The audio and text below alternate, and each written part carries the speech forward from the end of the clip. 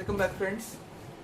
We move on to the second chapter of history, and that is historiography, Indian tradition. See, in the first chapter we talked about historiography and how the development took place in West. West means European countries. Today we talk about India. See, right from ancient times, people have been carrying on the stories of our ancestors, the great deeds done by our ancestors, or even the social changes which took place, or even you can say about the mythological stories. All these have been carried from one generation to other by oral recitals. Oral recitals means what? Orally telling each other. Getting it? And so, history in Indian tradition, you can say, was in an earlier period was passed on from one generation to another by orally reciting them. Understood? But actually, when we talk about the Harappan civilization, we come across coins or seals or many inscriptions in which we find the written language. That means the Indians were having the idea of written knowledge, of languages right from the Harappan civilization.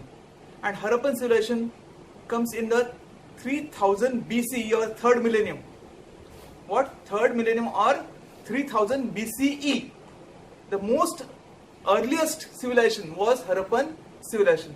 So the art, the idea or the knowledge of writing was known to Indians right from the Harappan civilization.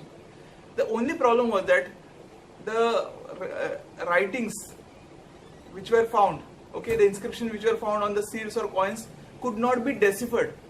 Could not be deciphered means what? Could not be understood. Getting it?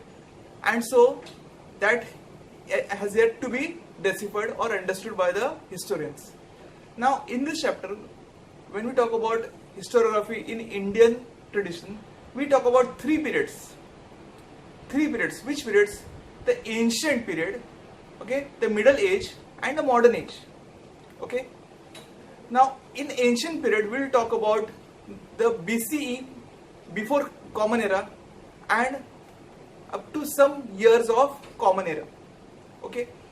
Now to begin with, the first, we can say that the Indians, as I told you, had mastered the art of writing right from 3000 BC. But the earliest documents written of historical nature, the earliest documents of historical nature were found in 3rd century BC, 300 BC, and that belonged to the Emperor Ashoka Maurya period. Which period? Emperor Ashoka Maurya period found. Inscriptions were found. Inscriptions means something written not on paper, but it is marked on what? Stone or rock pillars, etc. And such inscriptions in written form was found during the Emperor Ashoka's period. That is 300 BC. 300 BC, and it was found in the form of what? Inscriptions on rocks and stone pillars. It was found in the form of what? Found on rocks and on stone pillars. So that was the first proof, historical proof of what? Inscriptions. I repeat once again, the earliest documents in written form of historical nature were found in India in the form of inscriptions. It was not proper written on paper or anything like that, but it was inscribed on where? On rocks and stone pillars. And it belonged to which period? 300 BC. Which period? 300 BC. And it belonged to the Emperor Ashoka Maurya period. So that was the earlier inscriptions, and which was a historical proof. The second example I can give is of the 1st century BC. You can understand? 100 BC. and inscriptions started. The historians found inscriptions at not only on pillars or stone pillars or rocks, but they started finding them on coins, okay, sculptures, metal images, copper plates, etc. Okay, inscriptions in written form were found on what? Coins, metal images, sculptures, as well as what? Copper plates, and they give an important historical information. Now, what type of important historical information we get? See, through history, what we get, the same thing we get from these inscriptions. We come to know about the kings and emperors which ruled in the past, the dynastic genealogies. Dynastic genealogy means what? Their order, how the king, then his son, his grandson, how they ruled the particular empire. Okay.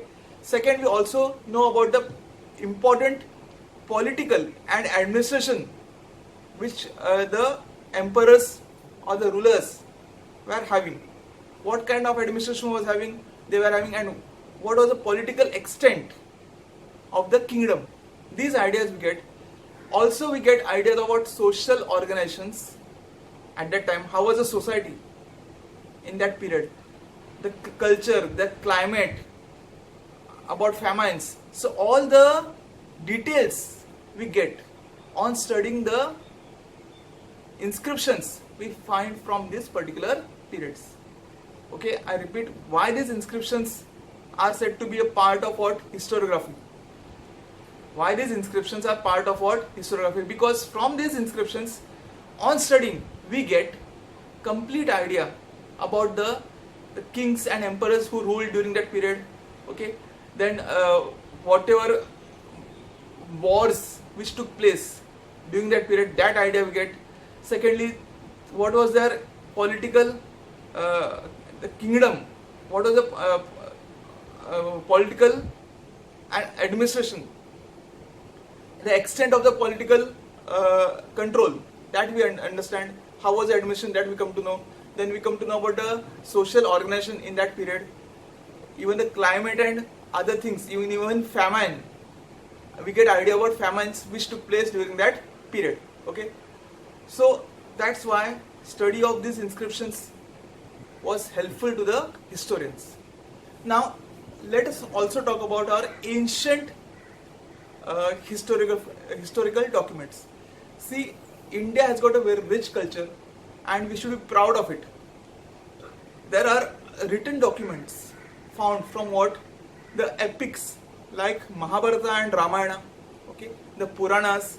There are Buddhist texts, and all these are the historical accounts of our culture or of our tradition. Okay, so we have got documents from the related to epics like Mahabharata and Ramayana, and also the Puranas. Even we have got Buddhist text, and all this account for the historical documents. Similarly, many great Indian authors wrote about historical contents, as well as some foreign travelers. They wrote travel logs. They wrote about travel. What is travel log? Have you got any idea of travel log? What is travel log? See, when you visit a place, suppose you visit Kerala. Example I'm giving you. In a diary, if you write all the experiences you had in Kerala in a trip, that will be your travel log. Getting it? So the foreign travelers who visited India, they made all these experiences. They noted down all these experiences, and that was their travel log. And by studying those travel logs, we get a complete idea about the social, cultural and other things existing during that period. So even the travel logs of foreign travelers were important documents for the sources of history. Now,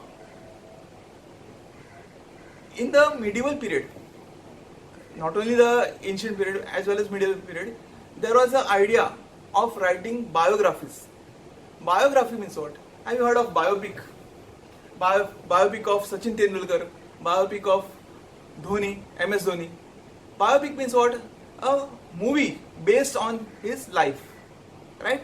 Similarly, biography is a story or an account of a life of a particular person.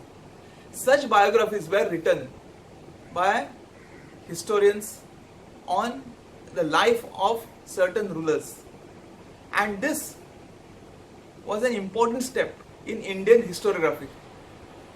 And the first such biography was Harsh Charitra. What? Harsh Charitra, which was written in 7th century CE, Common Era. 7th century CE, Harsh Charitra was written by Banabhatta. I repeat, in 7th century CE, Common Era. Okay, Banabhatta wrote Harsh Charitra, which was a biography, and this biography was based on the life of King Harsha. King Harsha.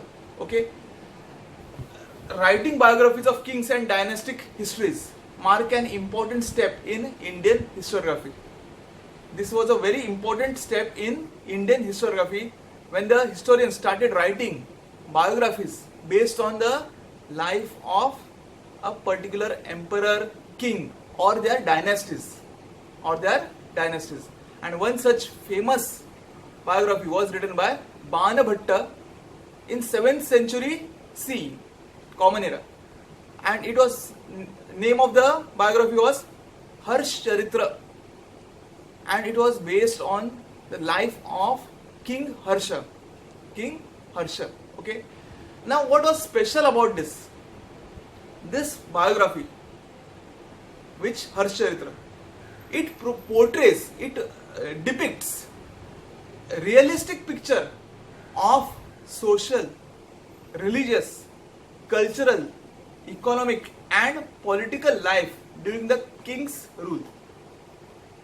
Why this particular name is mentioned in our book?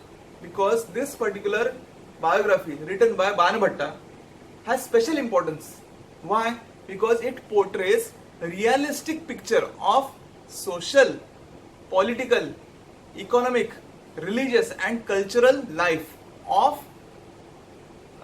in the king's rule. Okay, so that is about biography, and the first biography was written by Banabhatta in 7th century CE, Common Era. Okay, earlier whatever I told, that was in BCE. I told you about what? Emperor Ashok Maurya's period, inscriptions were found at that time, and that were in 3rd century BC. And Harappan civilization was 3000 BC. Getting it? And from 1st century BC, we started getting inscriptions on coins, metal plates, or even sculptures, copper plates, etc. So this is all about an introduction and also about the ancient historiography. Yeah, welcome back. We now talk about one inscription which was found at Gorakhpur, Uttar Pradesh, and the place where it was found was Sohagaura, and that's why the plate is called as Sohagaura copper plate. Now this copper plate has got inscriptions on it, and it is written in Brahmi script, and it belongs to the Mauryan period. I told you Mauryan period from BC, right? And it has got inscriptions of what? Trees, mountain, etc., which are also found on copper coins from that particular period. And the historians have deciphered that script, and what we understand from that particular copper plate, copper inscription, is that it is a royal order. It is a royal order in which they have mentioned about the famine, and they have mentioned about granaries. Granaries are the places where the grains are stored. That the grains should be stored properly and they should be distributed properly amongst the people during the period of famines. Okay, and so that copper plate was actually a royal order. Royal order means what? Order given by the king about distribution of food grains amongst his subjects, amongst his people. Okay, so that copper plate was found at Sohagaura in Gorakhpur, Uttar Pradesh. So it is called Sohagaura copper plate. Now we move on to the next topic, and it is Indian historiography in medieval period. Welcome back. Let's now talk about historiography in the medieval period. See, the first person who I will mention is about Kalhana. This person wrote the history of Kashmir in the 12th century CE, 12th century Common Era. Okay, and the book which he wrote, the history which was written, its name was Raj Tarangini. What? Raj Tarangini. I repeat, Kalhana wrote Raj Tarangini. It was about the history of Kashmir. Now, the style of writing of this person was close to the style of modern historians of Europe. If you remember, in the last chapter I told you that the historians in Europe used to critically analyze all the documents and then they would come to the final conclusion. Similarly, this person, Kalhana, he critically examined, critically analyzed historical documents, okay, which he obtained. Then he also analyzed local documents, coins, sculptures, inscriptions. All these were examined, analyzed critically, and then he wrote this history. And that's why his style of writing can be considered to be the something close to the style of modern European historians. Okay, I repeat the name Kalhana. He wrote Raj Tarangini, and the name it was about history of Kashmir, and when he wrote in the 12th century CE. Now we'll talk about the historians in the courts of Muslim rulers in India. Okay, now these historians were specially influenced by Arabic and Persian type of historiography, Persian style of historiography, and so their writings were slightly different from the European style of writing. Now, a special mention is of this person whose name was Ziauddin Barani. He holds a very important place in medieval historiography. Now, what's the reason behind it? See, mostly all historians would write about the valor. They would praise and write about the valor of their kings and emperors, and also the policies of welfare which were undertaken by the rulers. But Ziauddin Barani was having different ideas. His mindset was different, and that's why we mention him in history. According to Ziauddin Barani, historians should write about the valor and the good deeds, good policies of rulers, but at the same time they should also mention about the failures or failings of the rulers, and also the wrong or incorrect policies of the rulers. Okay, and one more thing he mentioned, a historian should have the guts to criticize the rulers, okay, but at the same time he said that they should also write in their books the impact of the wise, intelligent people, learned people, saints on the life of common people. What was the impact of these people, who the wise, the educated, the learned people, the saints? What was their impact on the social life? That also should be mentioned, and that's why Ziauddin Barani's name has got a special importance in medieval historiography. Now, I again come to the historians in the Mughal courts. Now, these historians were specially writing about the valor of their rulers. They would praise their rulers and emperors in order to show their loyalty.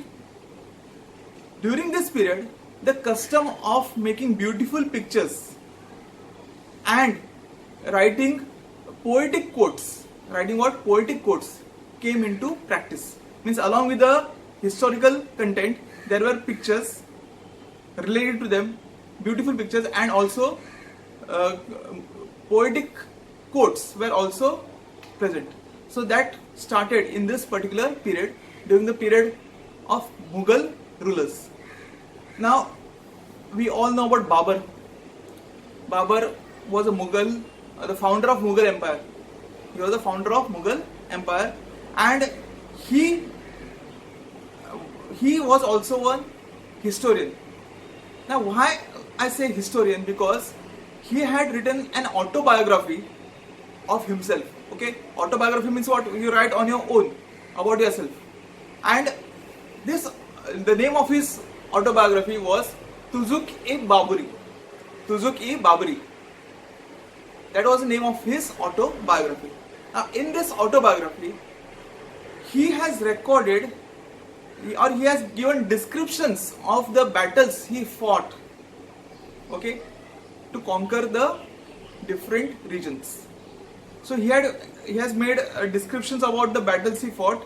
At the same time, he has recorded minute observations of various regions and cities which he invaded, which he traveled, and also he mentioned in his book, in his autobiography, he mentioned about the regions, cities which he traveled. At the same time, he also mentioned about the local economy of those cities, those regions, local economy, the customs, and the flora. Flora means what?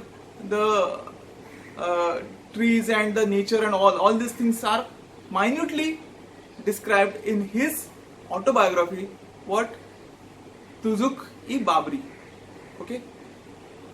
Now, one thing I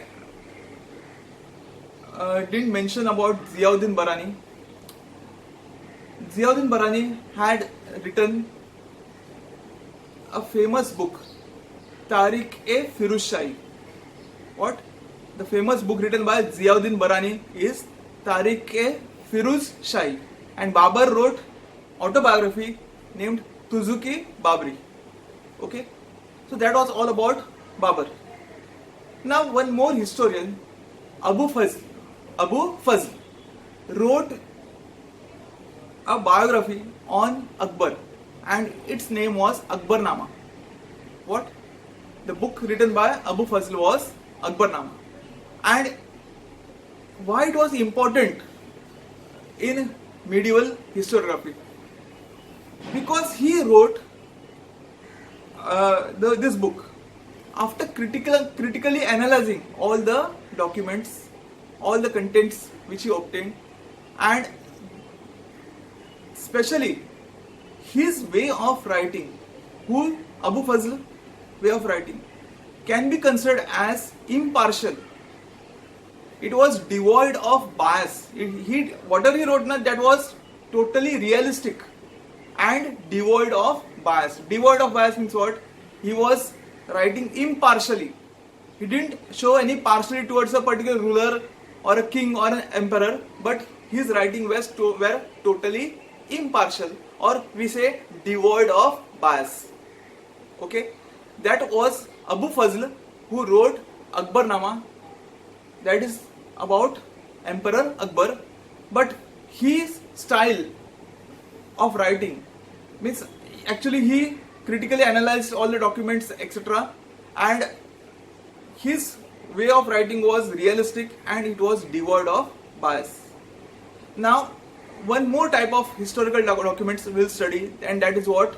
Bakhars. It is called as Bakhar. Now, these Bakhars contain stories of the heroes who fought the battles. Okay, the famous kings, the battles which they fought, the lives of great men. Okay, political events. All these are mentioned in this Bakhars, and there are different types of Bakhars. Especially in Maharashtra, we come across this particular type of historical documents which are called as Bakhars. We will study them in detail, but first we will recap all the points which I told you on the board. Okay, see here. In the medieval period, the first mention we talk about is Kalhana. He was a historian of 12th century CE. He wrote the famous book Raj Tarangini, which was the history of Kashmir, and his style of writing was close to the modern historiography. He wrote after critically analyzing historical documents, coins, sculptures, inscriptions, local documents, etc. That was Kalhana. Second, historians in the courts of Muslim rulers were influenced by Arabic and Persian historiography. Now, one such name we talk is Ziauddin Barani, who wrote the book Tarikh-e-Firuz Shahi. Now, mostly we talk about Ziauddin Barani because he holds an important place in medieval historiography. Why? Mostly all historians wrote about the valor and policies of welfare of kings. But Ziauddin said that at the same time they should also write about the failures and wrong policies of the rulers. And also he mentioned that the writers should mention the impact of learned, wise and saints on the life of common people. Now the historians in Mughal courts try to exhibit loyalty by praising the kings and the emperors. Now the custom of adding beautiful pictures and poetic quotes was introduced in this period. Okay, historians in Mughal courts. Now we first talk about this person, the ruler Babur. He was a founder of Mughal Empire, and he wrote his autobiography called Tuzuk-e-Babari. Now, why we mention about this particular person? Because it contains descriptions of battles fought by him, and he recorded minute observations of various regions and cities travelled by him, including the local economy, customs and flora. The next person we mention is Abu Fazl. He was also a great historian, and what he did? He wrote Akbarnama, and it is important from the view of critical historiography. Now, his method of collecting authentic historical documents and their scrutiny was realistic. Okay, he collected all the documents, he analyzed them critically, scrutinized them, and then he wrote the history. And that's why it was realistic and devoid of bias. It was devoid of what? Bias. Means it was non-partial, it was impartial. Okay. And then we talk about Bakhars, which I will explain now. It was important type of historical document which contains what? Stories of heroes, stories of historical events, battles, and lives of great men. See, we were talking about Bakhars. Now, Bakhar is a type of historical document, and it was specially written during the rule of Marathas. Okay, so we come across Bakhars in Maratha Empire or in Maharashtra or regions around Maharashtra. Now, some famous Bakhars were, first was Sabhasad Bakhar. Now, Sabhasad Bakhar was written by Krishnaji Anant Sabhasad, and it was about the rule of Chhatrapati Shivaji Maharaj. Okay, how was the administration, how was the rule of Chhatrapati Shivaji Maharaj? All this was mentioned in Sabhasad Bakhar, and it was written during the rule of Chhatrapati Rajaram Maharaj. I repeat, this Bakhar, which Sabhasad Bakhar was written by Krishnaji Anant Sabhasad. Okay, during the rule of Chhatrapati Rajaram Maharaj, and this Sabhasad Bakhar was about the administration and the rule of Chhatrapati Shivaji Maharaj. The next two Bakhars were Bhausahebची Bakhar and Panipatchi Bakhar. Both these Bakhars, Bhausahebची Bakhar and Panipatchi Bakhar, these are about the battle of Panipat, which was fought between the between the Mughal rulers and the Marathas, and it was such a battle in which the Marathas lost the battle and it lost its hold over its empire. So it was a very big event in history, and these two Bakhars, which Bhausahebachi Bakhar and Panipatchi Bakhar, are about the battle of Panipat. Then we talk about Holkaranchi Kaifiyat. Holkaranchi Kaifiyat is a Bakhar which is written. It describes about the Holkar family, the rulers, Holkar rulers, and also their contribution to the Maratha Empire. Getting it?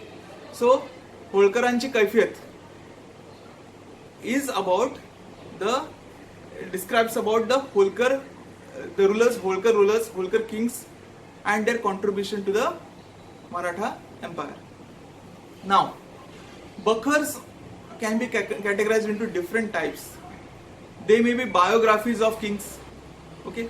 They may be about dynastic history of that particular ruler, or it may be description of events, historical events, wars, or it may be about history of a particular section of a sect. They may be autobiographies. When a person writes on his own about his life, that is called as autobiography. Or it may be regarding grievances of the people, what sufferings the people were going through during particular rule, that is also coming in Bakhars. Or it may be based on some mythological stories, or about the state administration of a king. So all these are the different types of Bakhars, and we find Bakhars especially during these are historical documents which were specially found during the Maratha rule. Okay, let's read all these points on the board. See, first is Sabhasad Bakhar, which is about the rule of Chhatrapati Shivaji Maharaj, and it was written by Krishnaji Anant Sabhasad during the rule of Chhatrapati Rajaram Maharaj. Okay. Next, Bhausahebanchi Bakhar, Panipatchi Bakhar. It was about the battle of Panipat. Next is Holkaranchi Kaifiyat. It was about the contribution of Holkars to the Maratha Empire. Then Bakhars are of different categories. It may be biographies of the kings, dynastic histories, descriptions of events, historical events, history of a particular section of society or particular sect, autobiographies. It may be regarding grievances of the people. It may be based on mythological stories. It may be about state administration of the kings. So that is all we can write about Bakhars.